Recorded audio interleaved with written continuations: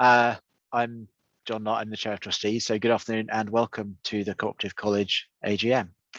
Thank you for taking the time out of your afternoons to be with us. And just to note, you should have been told as you joined, but we're recording this meeting. I think it's an understatement to say the past 12 months have been a year of challenges and change. I'm going to say a little bit about what's happened since the last AGM from a trustee perspective, and then I'll hand over to our new leadership team to present the statutory accounts from the previous year and to help us look to the future, including the announcement of the trustee elections.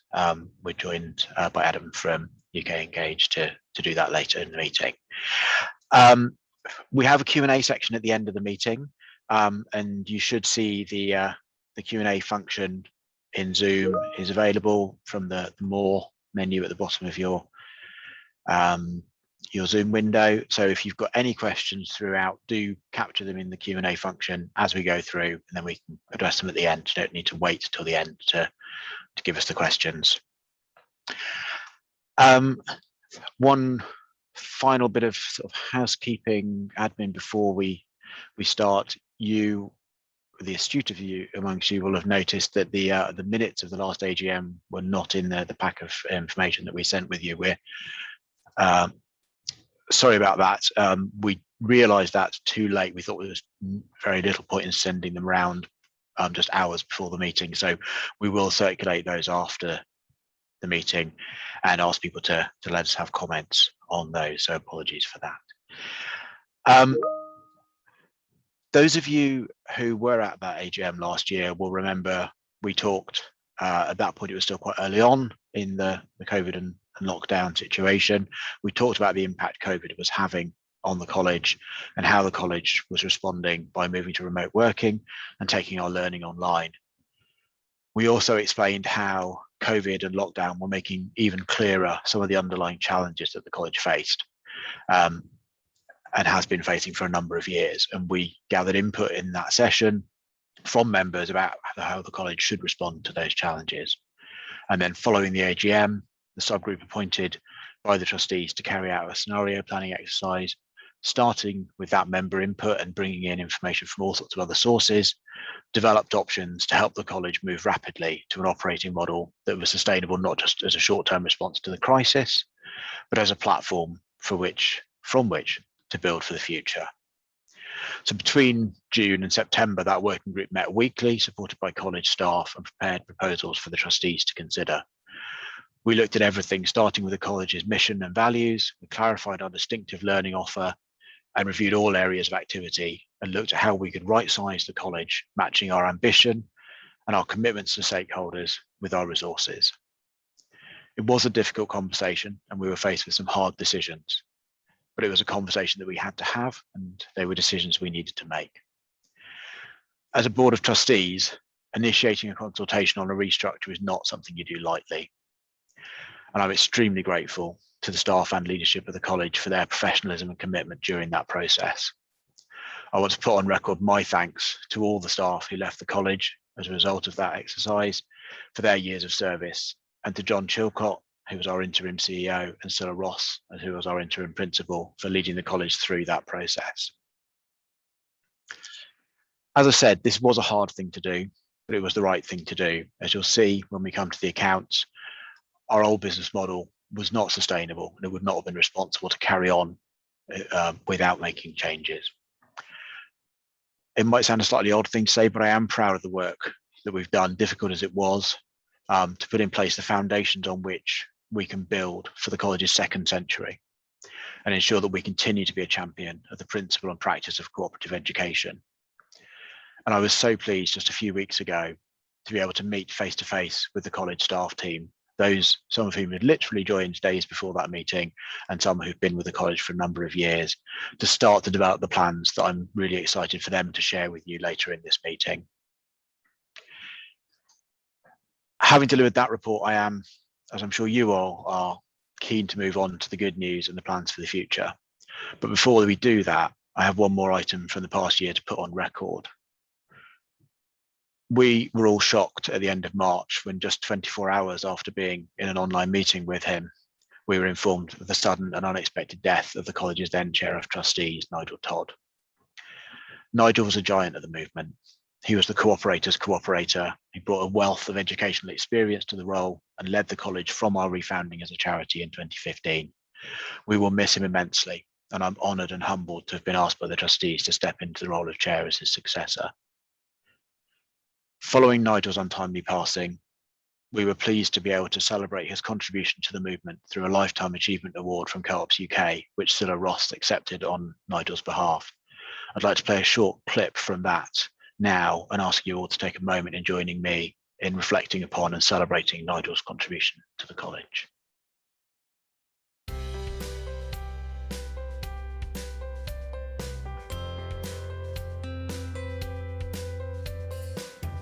Hello, my name's Cilla Ross. I'm interim principal of the Co-operative College in Manchester, and I'm delighted on behalf of our late Chair of Trustees, Nigel Todd, to accept this lifetime award that has been given to him by the wider cooperative movement.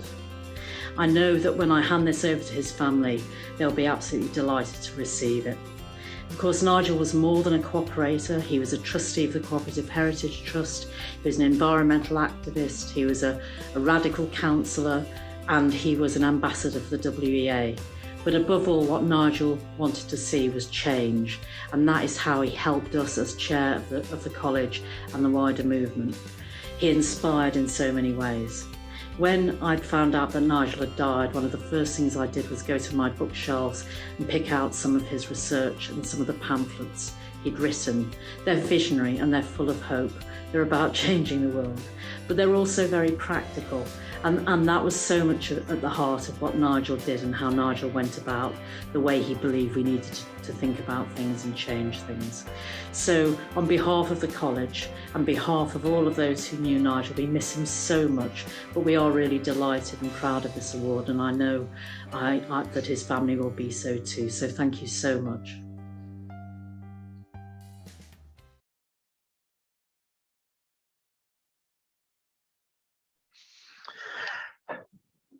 Yeah, thanks very much, Cilla, for accepting that on behalf of Nigel and behalf of the college. Finally, in the looking back section of the meeting, I'll hand over to our Head of Business Development, Nina Valvi, who's going to present the accounts for the year ended 31st of July 2020. Thank you, John. I will go through the key financial figures shortly, but firstly, I would just like to let everyone know that our annual report, including detailed accounts for the year ended on the 31st of July 2020, can be found on our website as well, if people want to have more in-depth information. Prior to 2019-2020, our annual report showed an improving financial position, but one that was still in significant deficit. Whilst this included some strategic investment, it was an unsustainable underlying position which needed improvement. It was upon this position of existing losses that the college suffered a number of further blows to its performance, resulting in a deficit of 435,000. In 2018, we trimmed our costs significantly, and in 2019, we invested back with an eye to build for the future.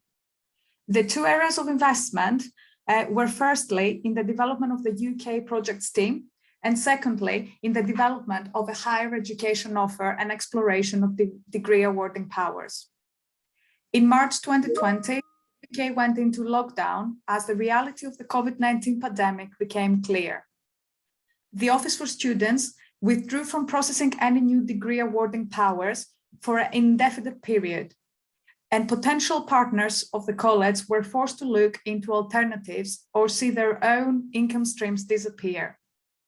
This significantly affected the college's future financial position, given that it was expected to result in an increasing stream of income from 2020-2021 onwards. The pandemic also hit the college's delivery plans, as our international work and certain courses were placed on hold, while transition to online delivery delayed some of our work for months. Within 2019 and 2020, it was estimated that the college lost approximately 150,000 of income directly related to this postponement and cancellations due to the pandemic. However, As you can see on the slide, our project work has continued to be our greatest source of income at 246,000. As in 2019, we built our groundbreaking UK program, working cooperatively to support disadvantaged young people, in addition to the work we are doing internationally. Our learning income had been slowly increasing, but due to the previously mentioned COVID-19 related delays, in 2019-2020, it fell back to 49,000. The postponement of the majority of our work, rather than the cancellation of those courses, has led to a much better picture in the financial year 2020-2021. Our investments continue to perform very well, and therefore in 2019-2020, we saw investment gains of 236,000, continuing a pattern of gains year on year. Finally, our balance sheet, which you can access through our annual report, remains strong with nearly 0.9 million of net assets, largely invested with Royal London in the Sustainable Diversified Fund, which has yielded such strong returns.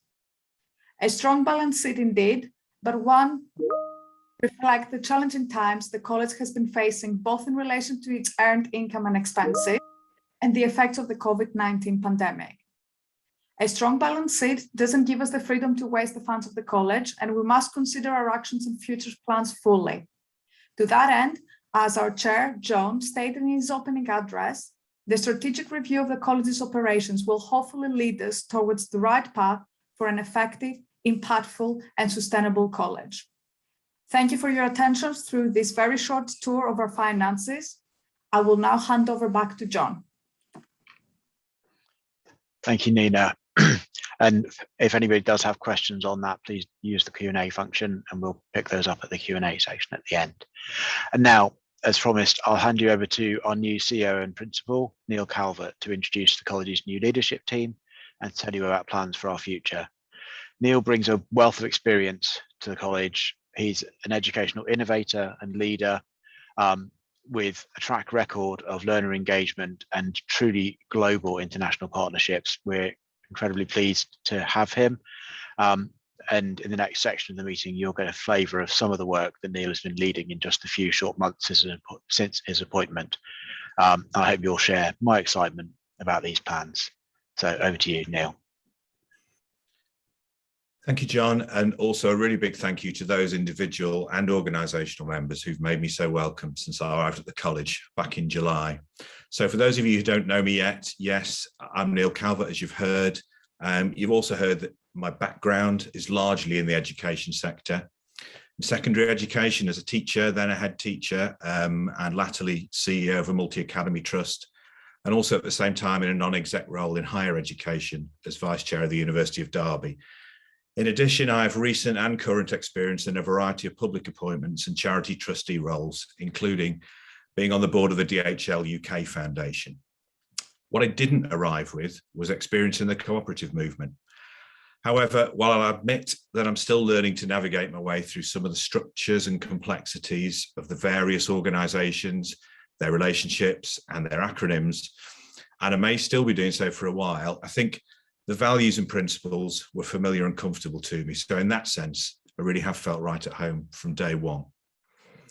Although I'm not in a position to be able to review the year gone by with any first-hand knowledge, what I would like to do is to speak briefly about where the college is now and what the future might hold. So as you've heard, a right-sizing exercise preceded my arrival, and where that leaves us is as an organisation with a staff team of 14, all working a 4-day week. The college retained some office space in Holyoke House, but we all work remotely as a rule. And indeed, as Jon mentioned earlier, it was only a couple of weeks ago that we all finally met one another in person for the first time in Manchester. Of the 14 of us, we're an ideal blend really of 7 people who were appointed this year and 7 who've been at the college for longer. Among those new appointments, there's a great deal of experience in both academic and professional services roles in higher and further education and in the broader field of learning and development. Our longer standing colleagues bring, of course, great expertise in their own fields, plus a wealth of knowledge and understanding of the co-op movement, and of course, that crucial institutional memory. We're organised around functions of learning, UK projects and international projects, although of course everything we do is learning. And we're supported by a highly skilled business development team. I do recognise genuinely how fortunate I am to have inherited such a skilled and committed group of really great people. As for what comes next, well, at the top of my priority list, as you might expect, is a new strategy for the college. The work we've done so far has really coalesced around the three aims you'll see on the left of this slide: empowering existing cooperatives, inspiring co-operators of the future, and cooperating to overcome disadvantage. It's still early days, of course, but we envisage that our priorities will include working with young people to instill in them the principles and values through practical and meaningful activity, understanding and sharing the ways in which co-ops and cooperation can help to meet the needs of communities as we hopefully begin to emerge from a pandemic, which has probably lasted longer than many of us had anticipated, and engaging with those most marginalised in society. Of course, these are priorities which overlap and can complement one another significantly. For example, in the UK-based cooperative project work we're currently undertaking, supporting young people in some of the most disadvantaged areas of the country. There's also a role for the college to play in the crucial debates about sustainability, environmentally, of course, but also in the social and governance domains of the wider ESG agenda, debates to which many decision makers only appear to be waking up now, far too late. We'll share with you at the end of today's meeting one of our forthcoming forays into this particular field. And as a small organisation, but keen to punch above its weight, we recognise the need for us to operate smartly by engaging in meaningful partnerships with others, both within the movement and across all phases of the educational landscape. This seems like a good point to introduce two more of my leadership team colleagues, but before I do, just a word on timescale. We envisage that our draft strategy will be ready for wider consultation with stakeholders, including, of course, members in the new year. You can expect to hear from us soon as we're ready to begin that phase of our work. And so to my colleague, Ali Longdon, our Head of Learning.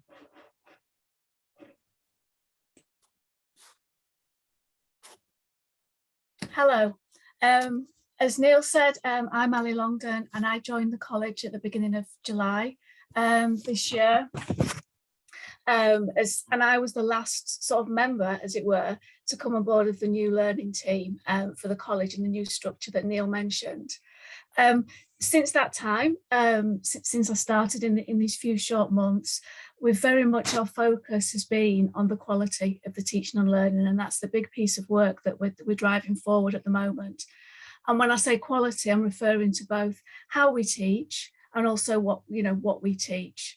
With regard to the how, it's crucial, so important to us that it's driven by value-based education. So the teaching and learning approaches, the pedagogies that we use are there to promote collaboration, co-production and active learning.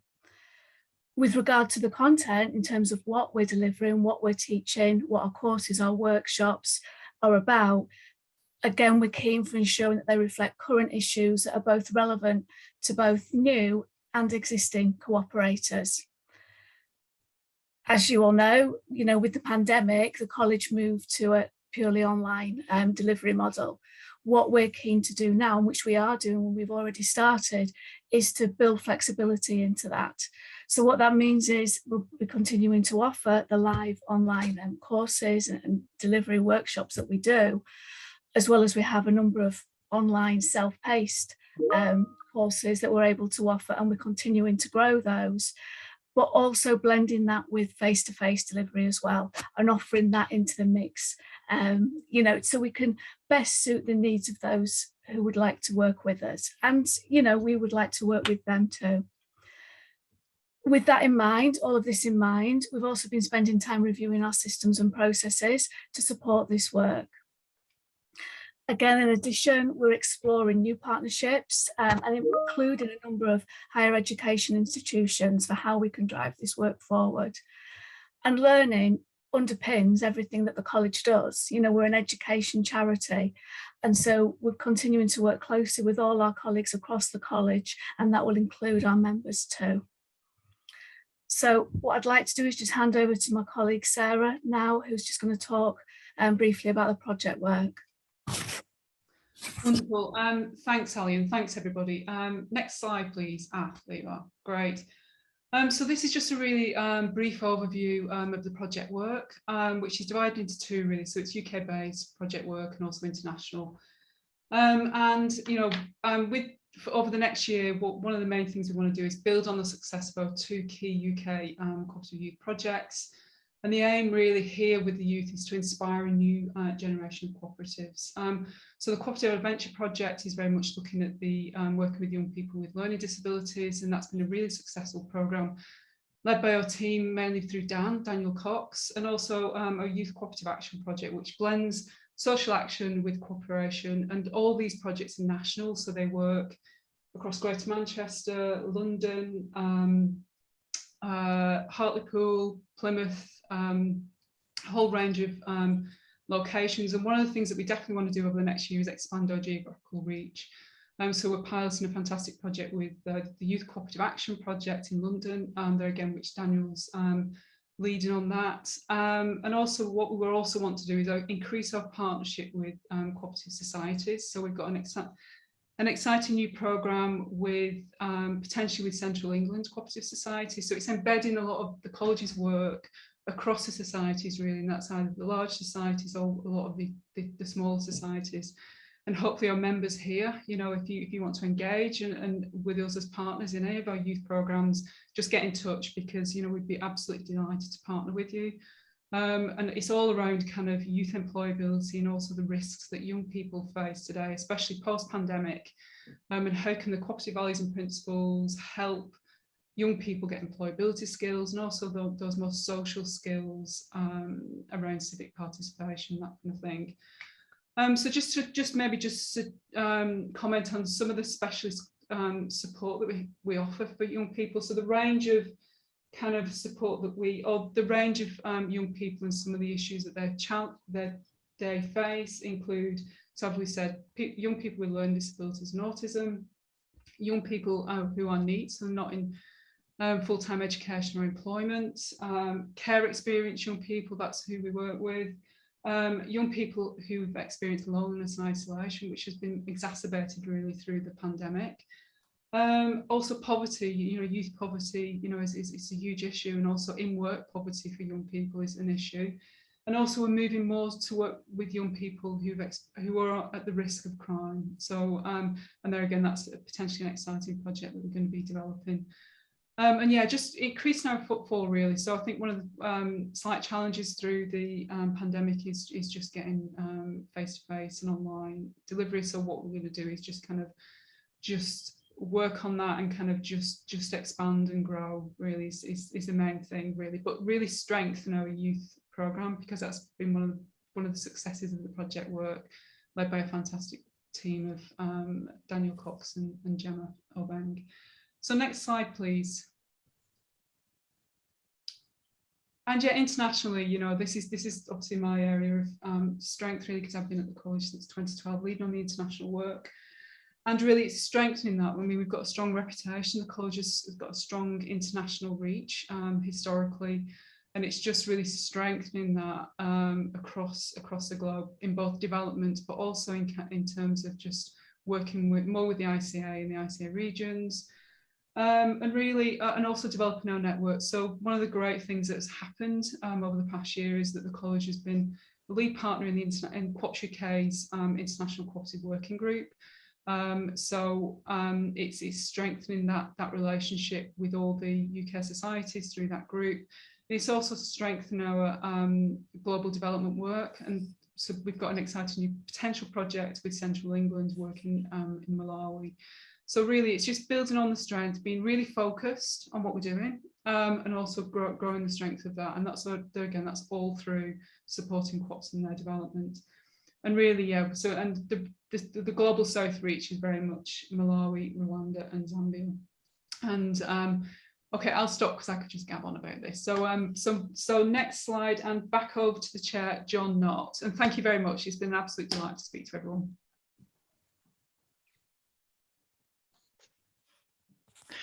Great. Thanks, Sarah and Ali and Neil for those updates. So next up, we have the election results.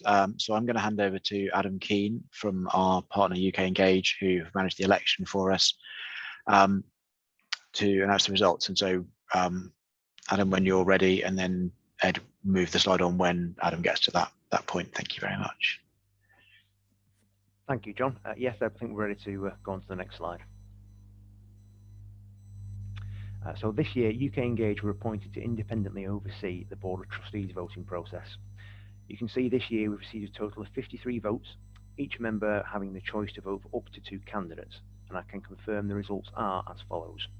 Ruth Hall received 30 votes, Adrienne Lowe received 21 votes, Jon Nott received 35 votes, and Grant Wollstonecroft received 11 votes. I can therefore declare that Jon Nott and Ruth Hall are duly elected. No resolutions have been proposed, therefore no further voting is required today. Thank you very much, Adam, and please pass on our thanks to all of your team at UK Engage. And thank you very much to all the members who participated in that election, and congratulations to Ruth. I look forward to welcoming you to the trustees meeting, and thank you also to Adrienne and to Grant for putting yourself forward. It's really important that we have a healthy democracy as a member-led organisation, and we'll come on to this a bit more, I think, but we've already had one member engagement event earlier this year, and we're planning to do a number more of those. So there are plenty of opportunities for people to get involved in other ways. Obviously, being elected to the trustee board is not the only way to be involved in the college as a member. We'll now move on to take questions that have been posed or sent in advance. And as I say, we will have a number of those engagement events throughout the year. So if you think of a burning question as soon as we finish, you won't have to wait a year to the next AGM to get an answer to that. So in terms of the questions, I see that colleagues have been giving text answers. What I'll do in a moment is give people an opportunity to expand on any of those if they want to verbally. But before we do, there was one question that was sent in advance from John Courtnage, who I don't think from the list has been able to join us, but I'll read out his question anyway, so that's in the record. He asks, is our cooperative college committed to the replacement of capitalism and all other forms of totalitarianism by the creation of national cooperative commonwealths and a global cooperative commonweal, by adopting and promoting the now matured plan for cooperative socialism? I'm not sure I've done justice to John's question. And those of you who know him will know he would have delivered it with gusto. I think it's fair to say that that's one very specific interpretation of the wider cooperative values and principles that we hold as the Cooperative College. And we are absolutely committed, as Sarah was talking earlier, to international engagement. And as Neil and Ali were saying, we are committed to the transformation of lives through cooperative activity. I think John will find a lot in the work that we've just talked about to aligned with the details that he was setting out. But at the heart of everything we do is cooperative learning. That is the cooperative principle that the college exists to champion and develop. And that will continue to be the heart of our new strategy as we develop that. So I hope we'll obviously put that in writing to John if he's not able to be here to answer that, to hear that answer. So looking at the questions that we've already answered, there's just a practical one about the number of people here, which I think Neil has answered. We've got just over 40 people in the room at the moment. And there are a couple of questions there about partnerships and one about adult education. I wonder, Neil, or perhaps Ali, if you want to say anything about either the partnerships or the adult education piece before we move on to the questions that are yet to be answered. The ones we've already answered, John, are we talking about? Yeah, just wanted to say just because I'm conscious that lots of people will have lots of windows open on their screen. Not everyone may have had a chance to read through the answers. So just to yeah, pick so up any just highlights from those. On the adult education side of things, yes, absolutely, very much on our radar in terms of a way of taking out the message of values and principles and the sort of broader principles of cooperative education out to that particular sort of down that particular route. As I've alluded to in a response already, one of the written responses, we are in conversations with one of the HE institutions we've been talking to about specifically developing an adult and community ed program in partnership with them. We're playing our cards a little bit close to our chest because those are relationships that aren't fully confirmed and nothing signed and sealed yet.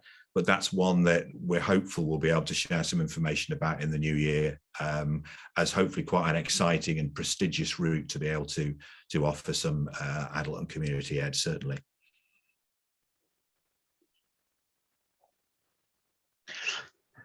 Great, thanks, Neil.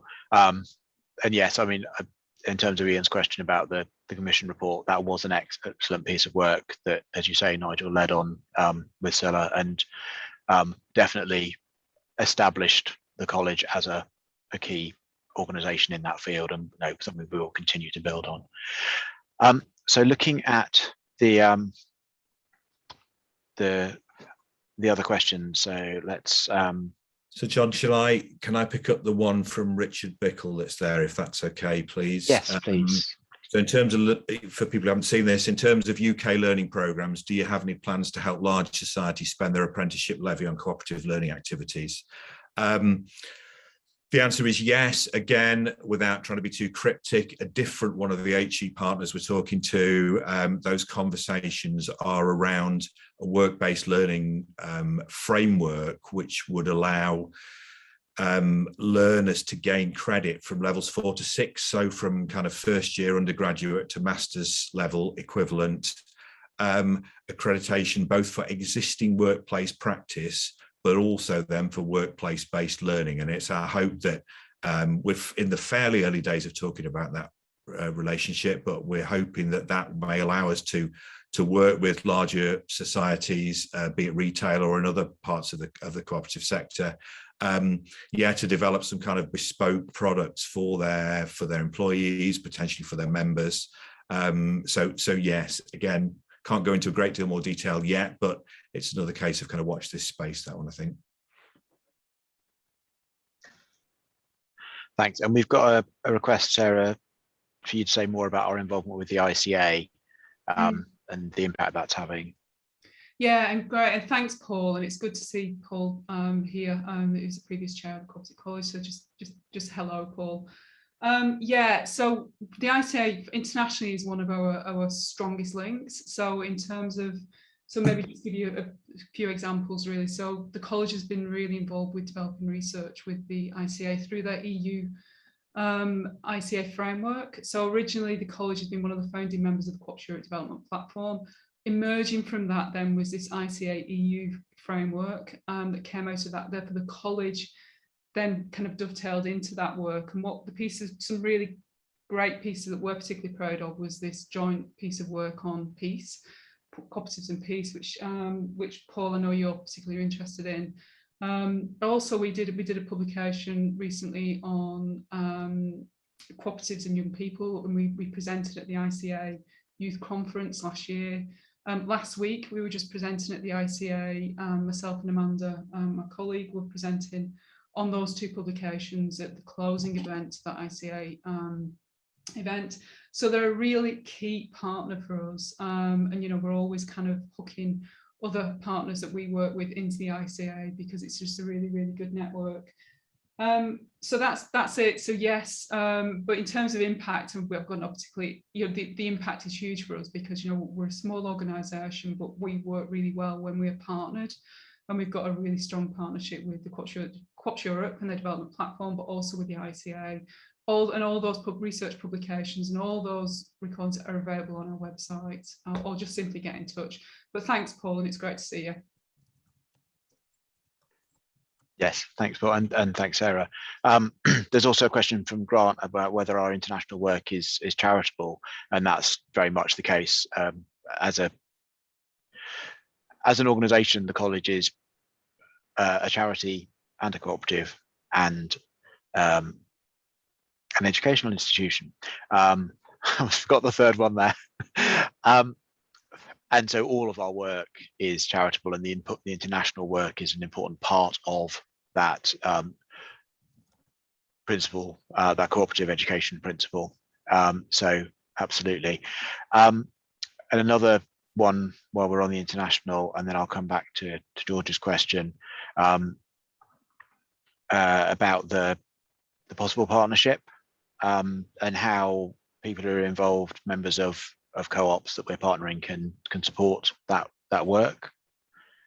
If you can see that there from Andrew. Yeah, John, I actually was just typing a response to that. Oh, great.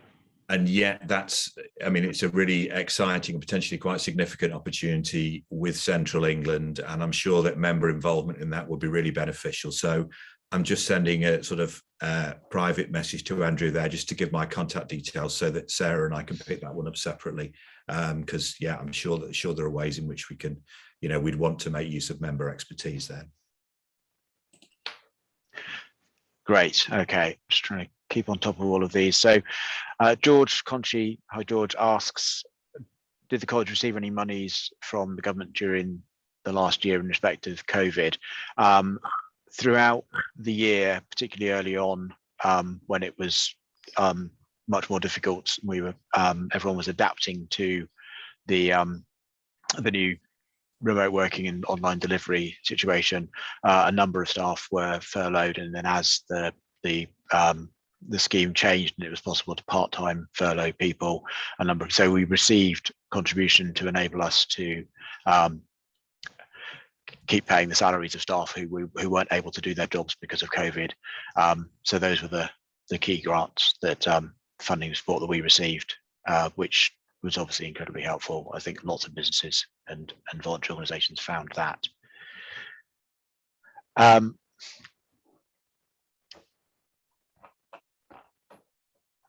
Let's see.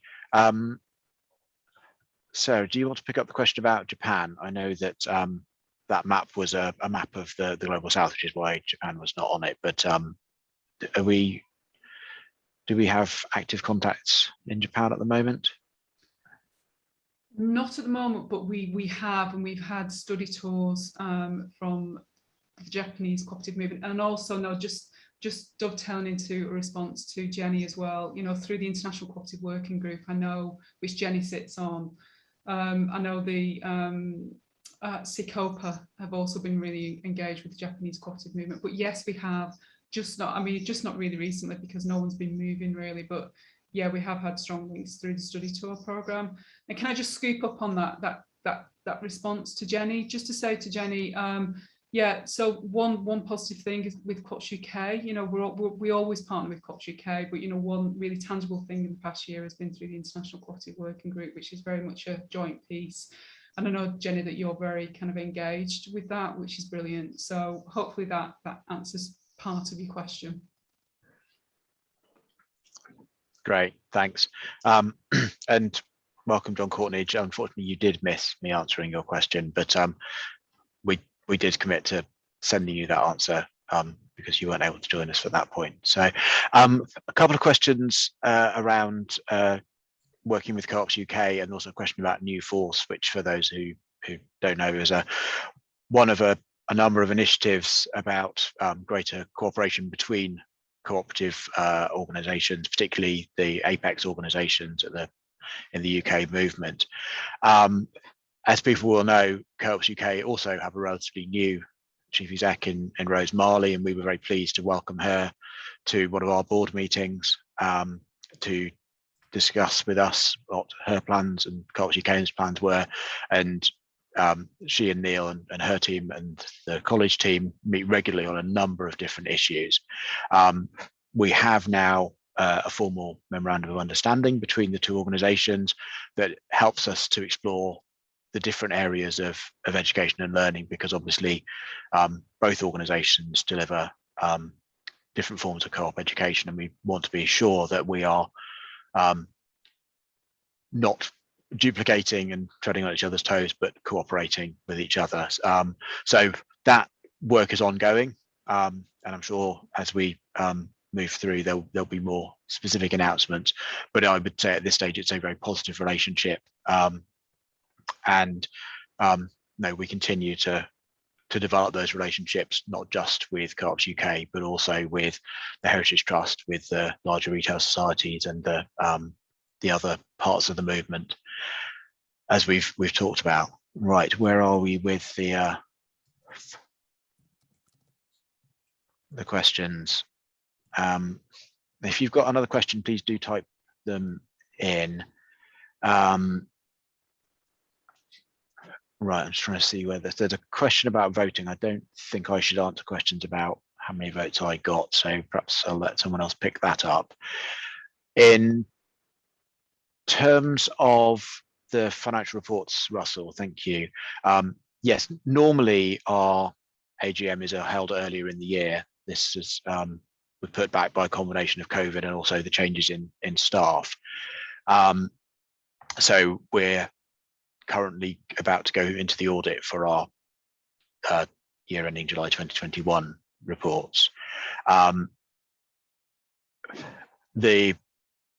That year will include the costs of that restructuring and some of the exceptional costs of COVID. So, but we are currently looking at a budget for the current financial year, which we will report into a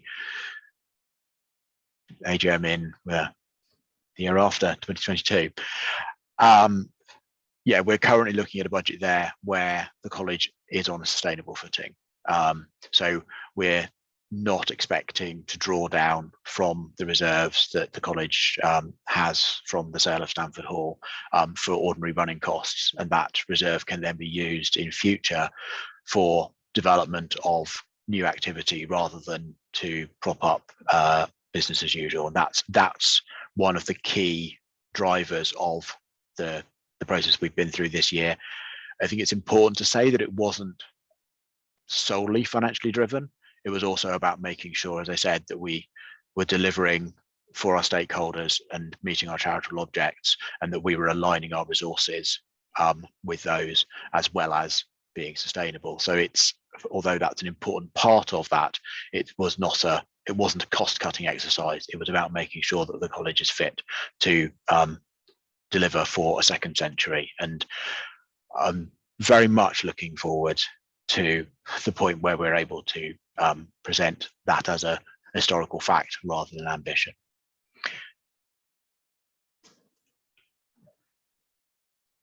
And Grant asks if the college is a cooperative. It depends how technical you want to be. We are a charity that is aligned with the cooperative, committed to the cooperative values and principles. We are members of Co-ops UK. We're not registered using a legal cooperative form, so we're not a community benefit society. We're a charitable incorporated organisation. So depending on whether you mean strict legal definition or whether you mean is the organisation a part of the cooperative movement, I think you take your answer from that.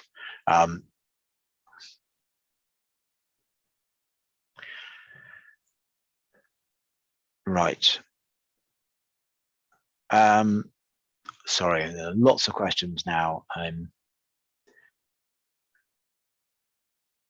just trying to see if they're. So Kath, hi Kath, asks, could you talk briefly about the college's support for the Young Co-operators Network? Is someone able to pick that up?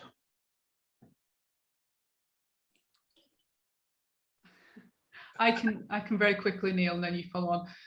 I mean, Dan and Gemma are better to kind of respond to that, but yes, we are. So we're engaged with the Youth Cooperative Network through Stir to Action and Co-ops UK. That's one of the programs, but also there's an ambition, because I know Co-ops UK are hosting a youth event towards the end of the year. And we're actively engaged with that. So that's a loose yes, but we can give you a more concrete yes in an email. So if you want to get in touch, we can give you much more details about that. Sarah, I wasn't really going to add much more to that, other than to say that, just to expand on the kind of youth work in general, we're very much looking at developing from successful implementation of the youth cooperative action and cooperative adventure programs with young people into developing more specialized versions of those to support young people with particular areas of disadvantage. And I think we are keen to scale up that kind of activity, and also to move into some more disadvantaged areas of the country where we don't have any footprint yet. And I think that we're keen to use every network we can. We had a good meeting with the Cooperative Academies Trust yesterday. And I think, you know, to work with the network as well in any way that we can on that would be really positive. So yeah, we're keen for any suggestions.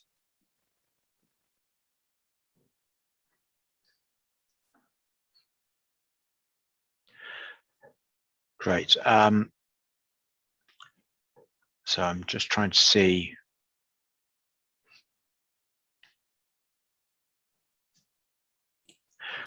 Okay, so just looking again at George's question, actually, I see it's not so much about the results, but more about democratic engagement more widely.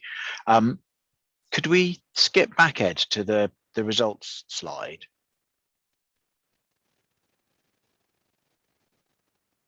You'll see on here that the electorate, so that's the individual membership of the college, is 223. So the 53 votes are those members who participated. Thanks, we can move off that again now. But the individual membership is in the hundreds, not the tens.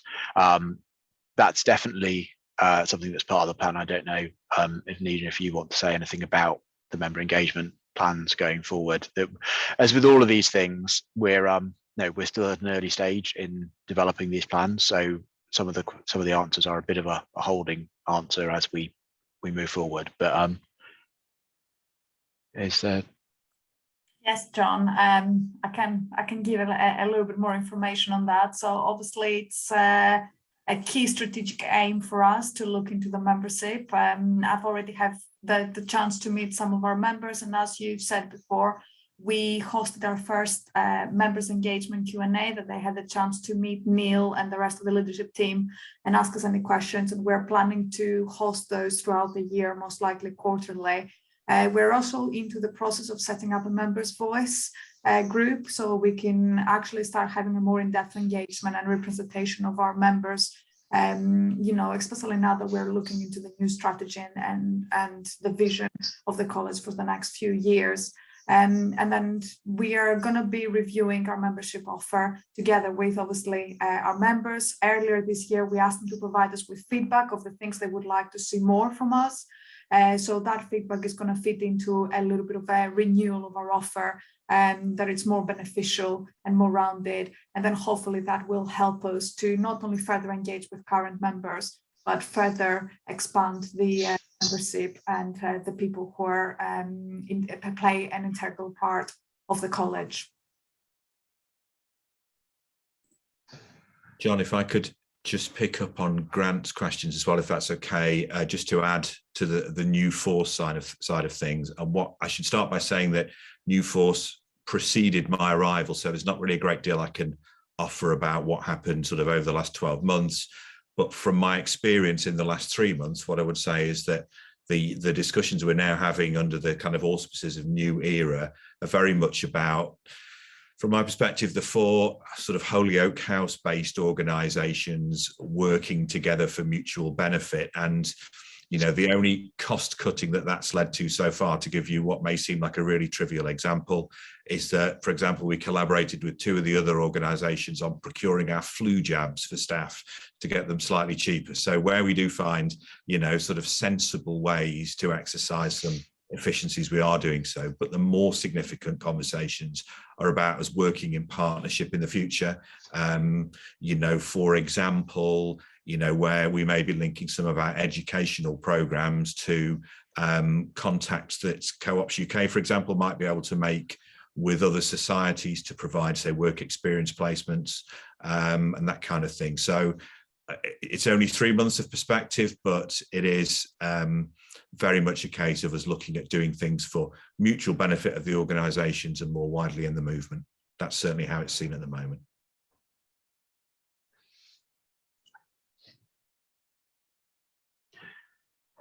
Great, thank you, Neil. Just looking to see if there's any more. I'd apologies, I hadn't realised that the questions weren't visible to everyone, so I may not have been reading them out in as much detail as I should have been.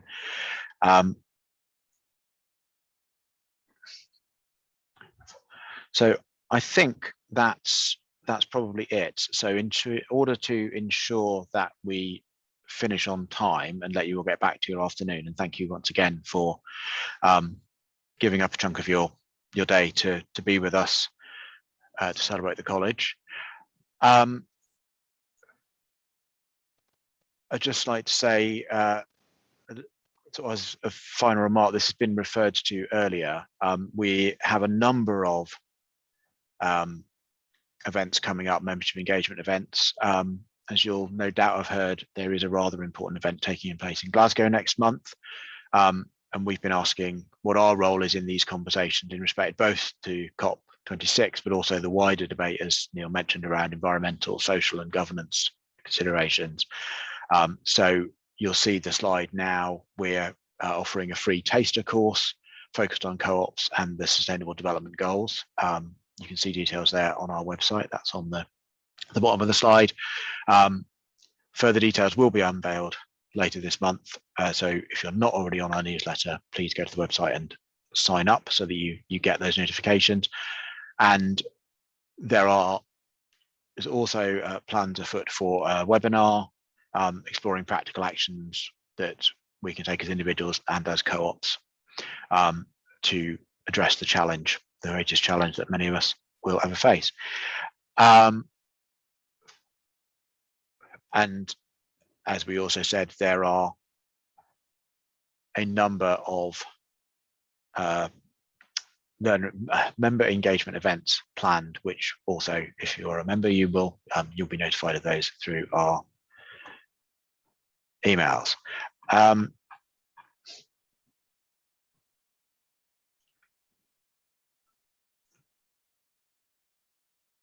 So, okay, sorry, I'm just seeing, John, that you've put another couple of questions about webinars and seminars. Rather than, I'm not sure I'm in a position to answer those specifically now, so we'll pick those up on email because they're quite detailed. I'm not sure I can give an off-the-cuff answer to them. So I will finish by saying thank you very much for all of the questions. I very much hope that we will be able to do this face-to-face someday soon. It's great to get the questions, but it's so much better to have the opportunity to engage with people. I'd love to say, and now we're going to go into another room and have a cup of tea together. Sadly, that's not the situation we're in at the moment, but hopefully we will soon be there. Thank you once again for joining us this afternoon. I say, and until we meet again, either on Zoom or in the real world, carry on cooperating. Thank you very much.